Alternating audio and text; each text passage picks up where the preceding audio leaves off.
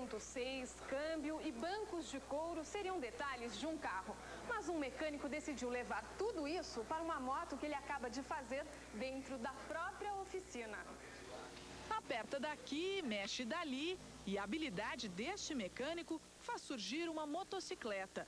Novinha. Olhando assim, parece que acaba de sair da loja.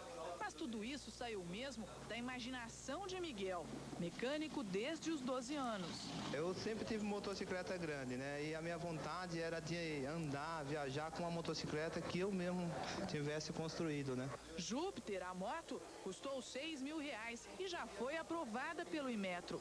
Pesa 348 quilos, atinge uma velocidade de 180 km por hora, tem câmbio e motor de carro e marcha ré. As outras peças, uns 90%, foi tudo fabricado aqui, por mim tudo manual.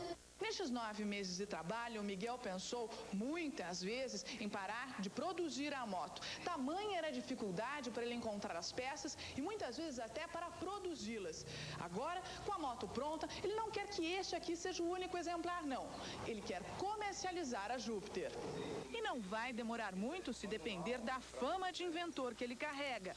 Nas fotos e reportagens publicadas nos jornais, Miguel constrói trava de direção, elevador de automóveis e até a moto do filho. Algumas pessoas podem até pensar, é fácil, eu vou fazer. Não faz, não. Você faria? Eu não.